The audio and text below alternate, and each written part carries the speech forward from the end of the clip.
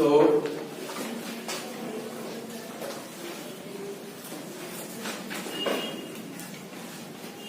variation in G due to height. ठीक है, so this is the first topic जो हम लोग देखेंगे, और उसके बाद जो है variation in G due to depth. तो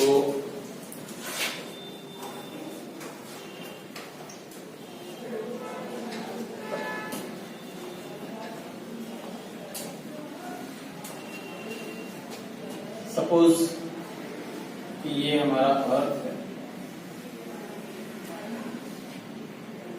और ये सेंटर ऑफ द अर्थ है and this is the radius of the earth r.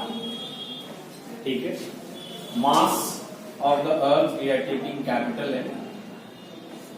Object जो है it is somewhere over here.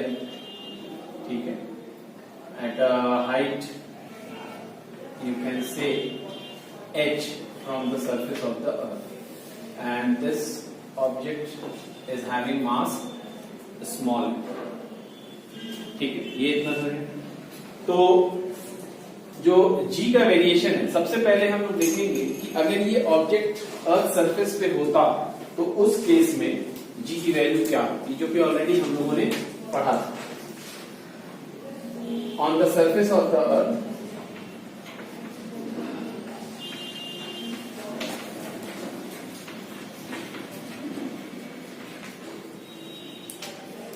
G is equals to, याद होगा formula, yes, GM by R. ये let this be equation number 1. ठीक है, और eight height h जो है आप एट हाइट h जो है इट इज G डैश. ठीक, और ये G डैश क्या हो जाएगा, GM by R plus H whole square. This is equation number 2. From 1 and 2 G dash by G,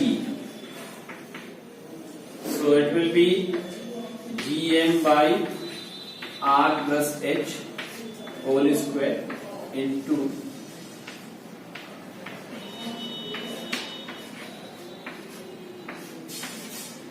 ये हमारे पास आ रहा है. ठीक है, यहां तक किसी को कोई डाउट? ठीक है, देखो ये भी जो फॉर्मूला है ना, कंपैरिजन फॉर्मूला, ये भी आप याद रखिएगा. ऐसा नहीं कि हर बार जो फाइनल रिजल्ट है वही आप यूज करोगे. This is also use. ठीक है, अगर h जो है it is comparable to r, अगर ये h जो है it is comparable to r, and in that case ये फॉर्मूला हम लोग यूज करते हैं कंपैरिजन के लिए.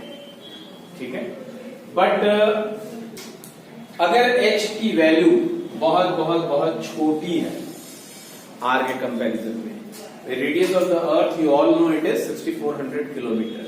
अब 6400 किलोमीटर के कंपैरिजन में अगर हम 500 metre 500 metre above the earth surface ले लें या 1000 metre above the earth surface ले लें, तो that is a very small value. ठीक है ना, तो फिर उस केस में हम क्या कंसिडर करेंगे कि h is very very small than r. ठीक है, तो इसीलिए फॉर्मूले को थोड़ा सा आगे की तरफ हम लोग बढ़ते हैं कि उस केस में क्या होगा. वैसे तो ये आपका एक रिजल्ट है. Now you see G dash by G is equals to, आप इसको लिख सकते हो like this, 1 plus H by R square. कैसे लिख सकते हैं? सिंपल सी बात है, R जो है हम डिनोमिनेटर में लेके जा रहे हैं, तो डिनोमिनेटर में जब लेके जा रहे हैं तो ये क्या हो जाएगा, R plus H square will be divided by R square. ठीक है ना, तो r जब हम ब्रैकेट के अंदर ले जाएंगे तो सिर्फ r जाएगा, r स्क्वायर नहीं जाएगा, तो r by r it is 1 and it is h by r, ये हमारे पास आ जाएगा। फर्दर आप देखो g dash by g is equals to 1 plus h by r whole to the power -2। ठीक है, मैथमेटिकल टूल्स में आप लोग को पढ़ाया गया होगा बायनोमियल एक्सपेंशन। ठीक है, तो यहाँ पे ये नेगेटिव इंटीजर है। ठीक है, तो उस केस में सिंपल सा आपको फॉर्मूला याद रखना है, जो बहुत ज्यादा मैथमेटिक्स करने की जरूरत नहीं है। So this you can write g dash by g is equals to 1 minus 2h by r, और you can say g dash is equals to g 1 minus 2h by r। So this is one another formula, लेकिन ये आप कब use करोगे? When h is very very less than r।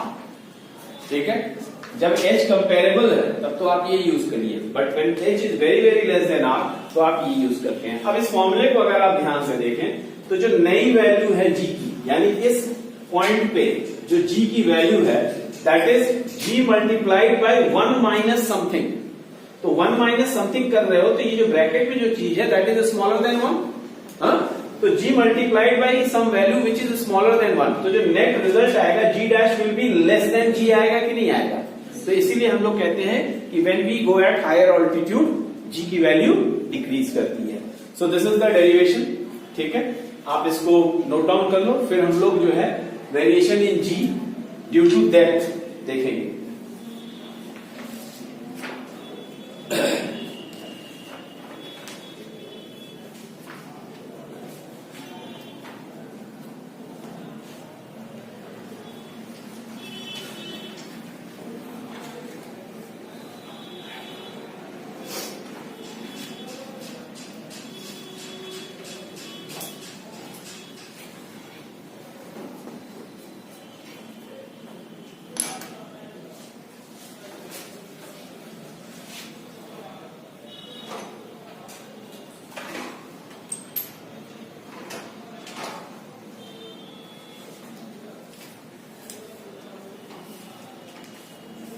हो गया? Okay, now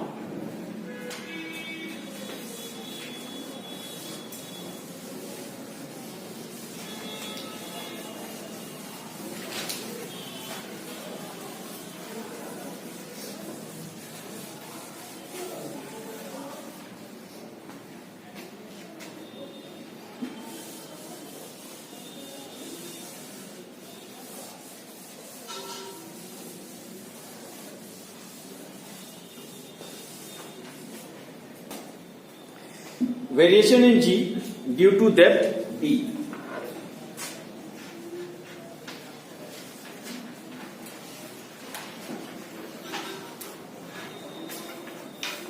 ठीक है, तो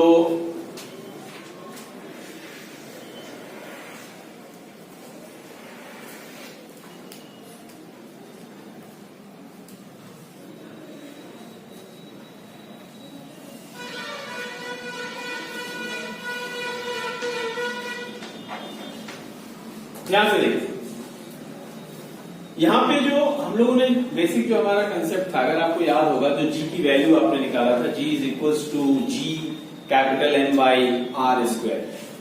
एक्चुअली वो ग्रेविटेशनल फार्मूला को ही हम लोग इक्वेट किए थे, याद है? कल मैंने बताया था परसों दिन। तो यहां पे क्या है, जो मास आप ले रहे हो क्या है, इस पूरे ऑब्जेक्ट का जो सेंटर है वहां पे आप मास को कंसंट्रेटेड मान लो, that is this capital M आप यहां पे मान लो। ठीक है, और यहां से यहां तक की ये दूरी है दैट इज R और ये आपका M है। तो इस केस में आपको क्या मिला था? इस केस में आपको मिला था G is equals to GM by R square. ठीक, अब जो हमारा सिचुएशन है वो है हमारा डेप्थ में। ठीक है, तो जरा मैंने, ये आपका अर्थ सरफेस था, डेप्थ में यानी हम क्या करते हैं, एक गहराई में आ जाते हैं। Now the object is over here, ये जो ऑब्जेक्ट है ऑफ मास m वो यहां पे है। This is the center of the earth O. Now the distance this, अगर आपकी गहराई जो है वो d है, ये जो डेप्थ है अगर ये d है तो ये क्या हो जाएगा, r माइनस डी हो रहा है। तो अब आप जरा इमेजिन करिए, जो आपको इस पॉइंट पे जो मास कंसंट्रेटेड लेना है वो कौन सा मास कंसिडर करोगे, सिर्फ इतना मास, यानी r माइनस डी के रेडियस में जो मास आ रहा है that mass only you are going to consider. ठीक है, सो दिस मास, ठीक है, पूरे अर्थ का मास हम लोगों ने m लिया था। Let mass of this part be m dash. ठीक है, अब यहां पे जो है हमारे पास जो आएगा वो होगा g dash is equals to g m dash by r minus D whole square. Now what is this m dash, इसके बारे में हमारे पास कोई जानकारी नहीं है, तो जो है इसको जो है मैथमेटिकल एडजस्टमेंट करके, आप कह सकते हो मैथमेटिक्स लगा के जो है इस m को हम नोन वैल्यू, नोन वेरिएबल जो है उसमें हम इसको कन्वर्ट करेंगे। नाउ व्हाट इज मास, अगर आपको याद होगा क्लास 9 में आपने डेंसिटी पढ़ा था, density is mass by volume. Let the density side by side हम यहां पे लिख रहे हैं, let the you can say average density of earth be rho। Average density हमने क्यों यूज किया है टर्म, बिकॉज जो स्फीयर है, जो अर्थ जो है, गोला जो है, उसकी डेंसिटी हर जगह सेम तो है नहीं, तो हम इसको एक एवरेज डेंसिटी लेके ही कर सकते हैं। Let the average density be this, तो अगर ये है तो जो m होगा वो क्या होगा, density is mass by volume, तो मास क्या हो जाएगा, density into volume. So density that means rho into volume. What is the volume of this, क्योंकि हम इस m की बात कर रहे हैं, तो what is the volume of this, this is a sphere, तो 4/3 पाई आर क्यूब होगा। ठीक है, तो 4/3 पाई कैपिटल आर क्यूब। अच्छा, उसी तरीके से अगर आप m डैश को निकालें तो density into 4/3 pi r minus D whole cube. ठीक है, अब आप m डैश बाई m, ये देखो क्या आ रहा है, अगर आप m डैश बाई m करते हो तो this is 4/3 pi r minus D whole cube upon rho 4/3 pi r cube. This whole thing you can cancel out और आपको मिल गया that is r minus D whole cube by r cube. ये हमारे पास एक एक्सप्रेशन जो है आ गया। ठीक है, इसको याद रखते हैं। अब यहां से कंटिन्यू करते हैं, तो यहां से अगर आप कंटिन्यू करो तो g डैश बाई g अगर आप डिवाइड करोगे तो जस्ट सी क्या आपको मिल रहा है, g m dash by r minus D whole square g by m, g into m by r square. Now this g and this g cancel out और ये हो जाएगा g dash by g is equals to m dash by m into r square by r minus D whole square होगा। हाँ, now ये चीज को देखो, m डैश बाई m, अभी अभी आपने इस चीज को निकाला है, आप क्या करो इस वैल्यू को सब्स्टिट्यूट करो। So you can write g dash by g is equals to m dash by m के जगह आप लिख सकते हो r minus D whole cube by r cube into r square r minus D whole square. जो भी cut पिट रहा है काट पीट दिया जाए, दिस इज कैंसल्ड, ये क्यूब हट जाएगा, ये खत्म है, ये क्यूब हट जाएगा. So you are left with g dash by g is equals to r minus d by r, और एक लाइन यहां लिखा दें 1 minus d by r. So आपको मिला क्या, g dash is equals to g into 1 minus d by r. So once again you see, ये जो नया वाला जो g है that is eight depth d, ठीक है, डेप्थ d पे जो g की वैल्यू आ रही है that is g dash, that is g multiplied by 1 minus something, फिर से वही चीज आ रहा है. सो दैट मीन्स चाहे आप ऑल्टीट्यूड पे जाइए, चाहे आप टनल बना के जो है अर्थ के अंदर जाइए, in both the cases the value of g is going to decrease. ठीक है, जो कि हम लोगों ने कहा था. ठीक है, तो ये चीज हो गया. बाकी पोल्स पे ज्यादा होता है, इक्वेटर पे कम होता है, लास्ट क्लास में भी हमने आपको बताया था.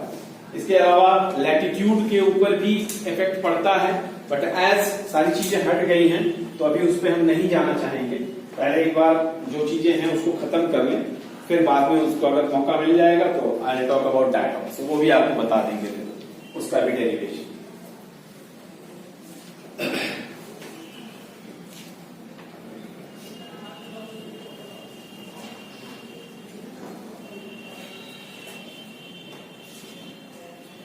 हो गया है, कॉपी कर लिए. सो इसको रब कर दें.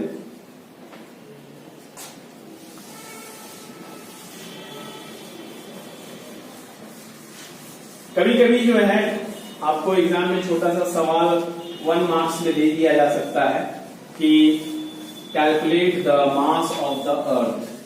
ठीक है, तो अगर आपको mass of the earth calculate करने को दिया जाए तो you are going to use this formula. ठीक है, और फिर क्योंकि इसमें जो भी चीजें दी हुई हैं, ठीक है, ऑल आर नोन वैल्यूज, और उसकी मदद से जो है आप मास ऑफ द अर्थ निकाल सकते हो. तो मास ऑफ द अर्थ हो जाएगा m is equals to g r square by capital G. ठीक है, आपको कैपिटल G का भी वैल्यू पता है, आपको स्मॉल g का भी वैल्यू पता है, और आपको radius of the earth which is 6400 kilometre वो भी पता है. तो सारे वैल्यूज को अगर आप सब्स्टिट्यूट करते हैं तो व्हाट यू गेट, एक approximate mass of the earth जो है that is 6 into 10 to the power 24 kg. ये याद रखिएगा. ठीक है, फिर आपको average density of earth calculate करने को दिया जा सकता है. Average density of earth,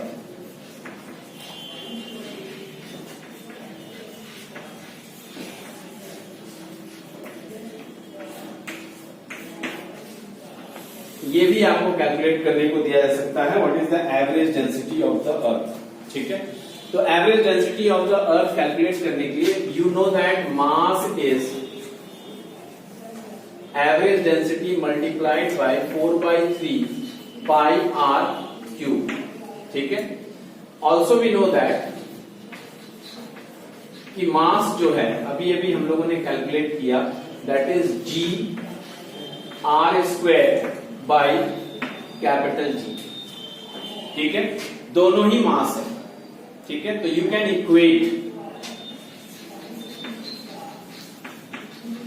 equating we get g r square by capital G is equals to rho 4/3 pi r cube. So यहाँ पे कटने पिटने के चांसेस दिस इज कैंसल्ड, और फिर जो है आप रो निकाल सकते हो. ठीक है, रो निकालने के लिए क्या होगा, क्रॉस मल्टीप्लाई ये हो जाएगा 3/4. ठीक है, G capital G pi R is equals to rho. मेरे ख्याल से ये देखो कोई मिस्टेक तो नहीं हुआ है. 3/4 है. ठीक है, G ऊपर है और ऊपर तो जाएगा नहीं. 4πr नीचे आ गया, G यहाँ पे. ठीक है, so this is the formula to calculate the average density of the earth. अब इसको भी अगर आप देखें, this is also not a big job. G की वैल्यू आपको पता है, it's a known quantity, capital G is a known quantity, pi की वैल्यू भी आपको पता होती है, and radius of the earth is 6400 kilometre. सारे वैल्यूज नोन हैं। और फिर इस केस में जो है जब आप सारी चीजें पुट करते हो and when you calculate you get that to be 5500 kg per metre cube. तो ये वैल्यू याद रखिएगा, ठीक है ना, जो मास ऑफ द अर्थ है, डेंसिटी ऑफ द अर्थ है, वैल्यूज याद रखिएगा।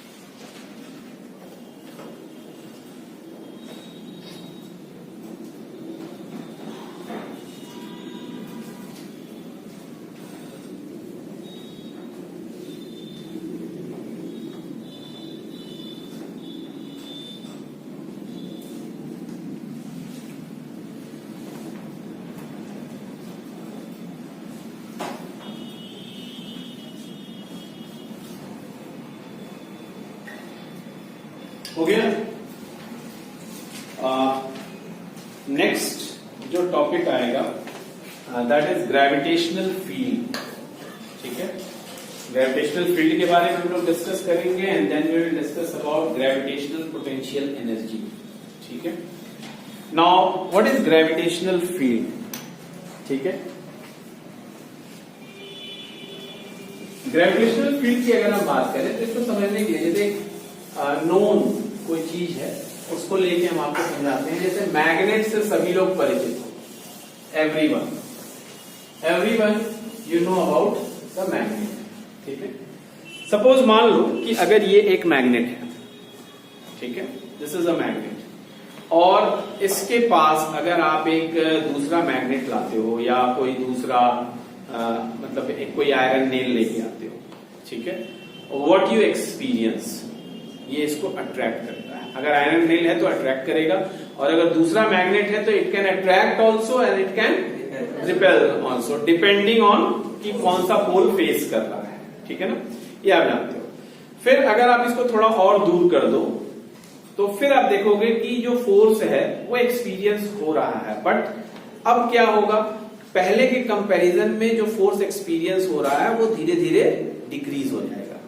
भाई पास रखेंगे तो अट्रैक्शन बहुत स्ट्रांग था, ठीक है, आयरन नेल पे, लेकिन थोड़ा सा दूर कर दिए तो अट्रैक्शन तो हुआ, but that attraction was not that much strong, यानी जो पुलिंग फोर्स था वो उतना तेज नहीं था। ठीक है, और दूर कर दो तो अट्रैक्शन जो है और वीक हो जाएगा, और दूर कर दो तो और वीक हो जाएगा। करते करते करते आप एक ऐसे पॉइंट पे पहुंच जाओगे कि उस पॉइंट के बियॉन्ड जैसे ही आप उसको ले जाओगे there will be no attraction. तो इस मैग्नेट के चारों तरफ 3 डायमेंशनल स्पेस, ठीक है ना, 3 डायमेंशनल स्पेस की हम बात करें, हर तरफ जो है एक बाउंड्री है, उस बाउंड्री के विद इन अगर कोई आयरन नेल है तो दिस मैग्नेट इज अट्रैक्टिव। ठीक है, अब ये बात अलग है, पास रहने पे बहुत अच्छा अट्रैक्शन है, दूर रहने पे अट्रैक्शन कमजोर हो रहा है, but beyond that boundary there is no attraction. तो ये जो रीजन है, सराउंडिंग रीजन, जिसमें ये आयरन नेल जो है फोर्स एक्सपीरियंस कर रहा है, द सराउंडिंग रीजन, किसके सराउंडिंग, इस मैग्नेट के, ठीक है, the surrounding region in which the iron nail is experiencing the force, that region is called the field. ठीक है, नहीं ग्रेविटेशनल नहीं, यहां पे मैग्नेटिक फील्ड, बिकॉज हम मैग्नेट लिए हैं तो दैट इज मैग्नेटिक फील्ड। ठीक उसी तरीके से जो अर्थ सरफेस है या कोई भी हेवनली बॉडी है, ठीक है, न्यूटन ने ये कहा कि सब एक दूसरे को अट्रैक्ट करते हैं। सो इसका मतलब क्या हुआ कि उसके रेंज में अगर कोई चीज है तो it is going to attract, ठीक है ना, it is going to attract. तो ये जो सराउंडिंग रीजन है उस ऑब्जेक्ट के चारों तरफ 3 डायमेंशन में, ठीक है, that region is called the gravitational field. अब ग्रेविटेशनल फील्ड के बारे में अगर आप बात करते हो तो जैसे मान लो कि ये एक ऑब्जेक्ट था, यहां पे एक अट्रैक्शन है, फिर यहां पे भी अट्रैक्शन हो रहा है, बट हमने अभी भी क्या देखा कि पास जब है तो अट्रैक्शन बहुत ज्यादा है, दूर जब जा रहे हैं तो अट्रैक्शन क्या हो रहा है, कम हो रहा है, और दूर जाएंगे तो और कम होगा। यानी अलग अलग पॉइंट पे जो फील्ड की ताकत है वो क्या हो रही है, ग्रेजुअली डिक्रीज कर रही है। तो at each and every point the intensity keeps on changing, ठीक है। तो अब यही ग्रेविटेशनल फील्ड और उसके इंटेंसिटी के बारे में हम लोग बात करेंगे, ठीक है। तो ग्रेविटेशनल फील्ड का डेफिनेशन लिख लो, the space surrounding a material body, the space surrounding a material body in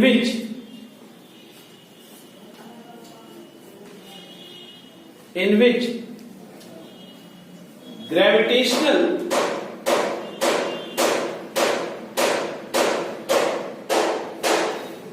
force of attraction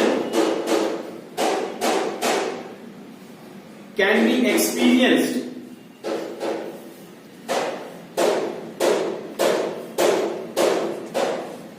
is called gravitational field, ठीक है। तो ये तो ग्रेविटेशनल फील्ड हो गया। अब हम लोग जो है हर एक पर्टिकुलर पॉइंट पे फील्ड की इंटेंसिटी कैसे निकालते हैं उसके बारे में। तो जनरल भाषा में तो आप समझ गए कि हाँ इस पॉइंट पे फील्ड की कितनी ताकत है, वो उसकी इंटेंसिटी होगी। यानी कितनी ताकत है मतलब कितने अच्छे तरीके से वो उसको खींच रहा है, अट्रैक्ट कर रहा है, जितना स्ट्रांगली पुल कर रहा है यानी उस पॉइंट पे इंटेंसिटी उतनी अच्छी है, ठीक है। और जितना वीक पुलिंग है यानी उस पॉइंट पे इंटेंसिटी उतनी कमजोर होती है। तो ये एक जनरल समझने वाली बात हो गई। लेकिन जब डेफिनेशन लिखते हैं तो वो आप नोट डाउन कर लो, डेफिनेशन लिखने का तरीका क्या है, उसके बाद फिर इसके मैथमेटिकल फॉर्मूले को भी बता देंगे। तो gravitational field intensity, gravitational field intensity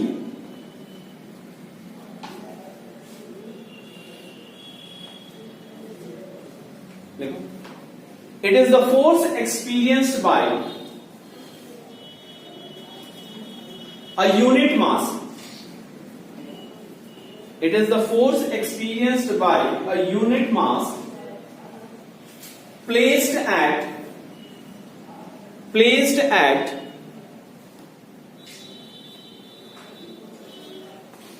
any point, placed at any point in the gravitational field, placed at any point in the gravitational field, provided that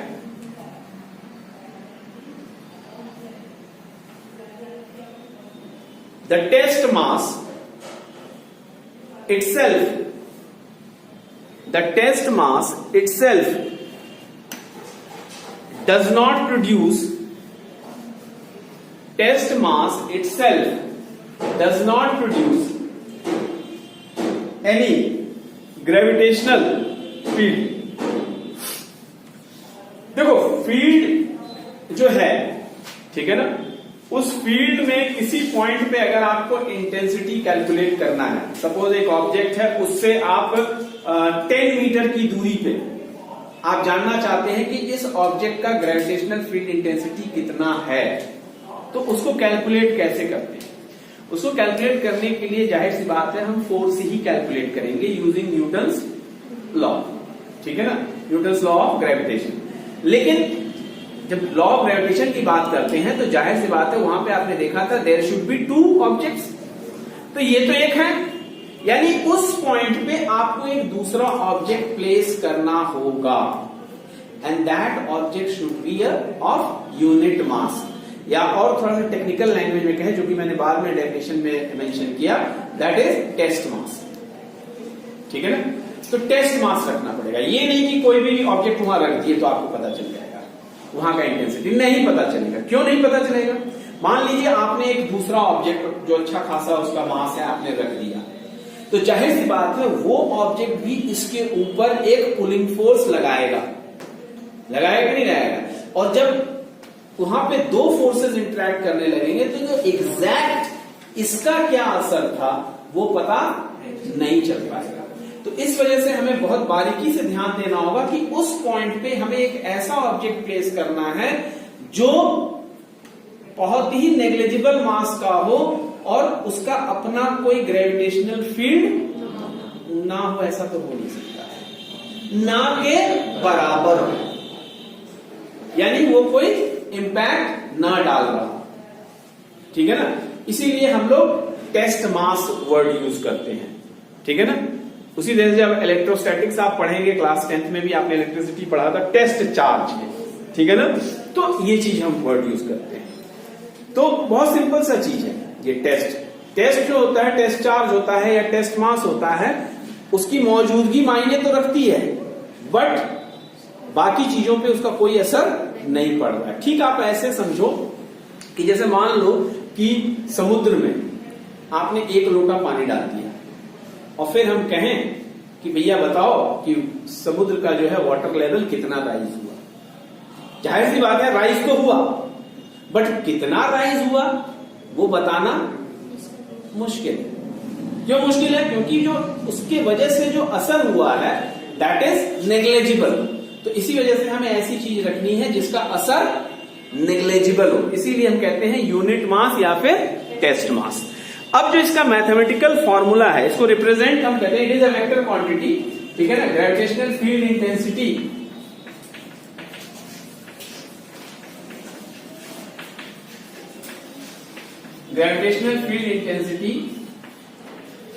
is a vector quantity,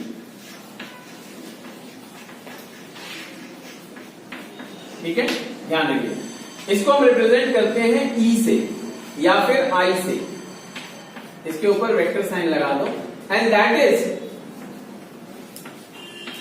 F by the test mass,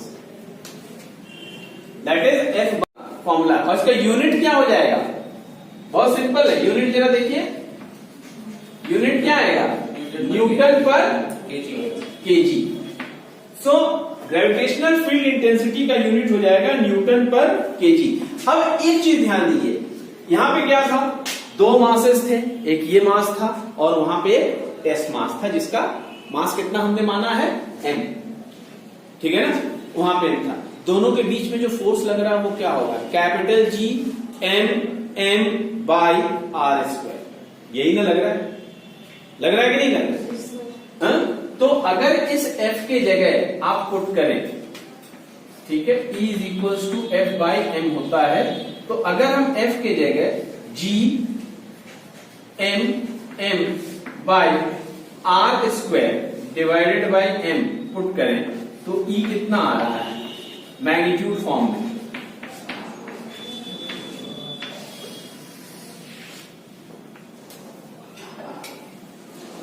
ये आ रहा है कि नहीं आ रहा? यहां पे हमने मान लो फॉर एग्जांपल एक ऑब्जेक्ट को अर्थ ले लिया था, अर्थ की इंटेंसिटी फाइंड आउट कर रहे हैं, तो इसी 2 काम हमारा हो जा रहा है। G mm by r square, ये वैल्यू देख के कुछ याद आ रहा है? क्या है? G की वैल्यू। तो एक तरह से आप कह सकते हो इलेक्ट्रिक फील्ड इंटेंसिटी और small g numerically they are same, ठीक है। तो कंक्लूजन पॉइंट में आप लिख सकते हो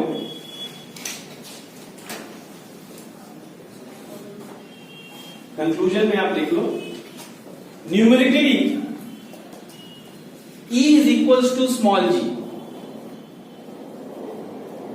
that is intensity of the gravitational field, that is intensity of the gravitational field at a point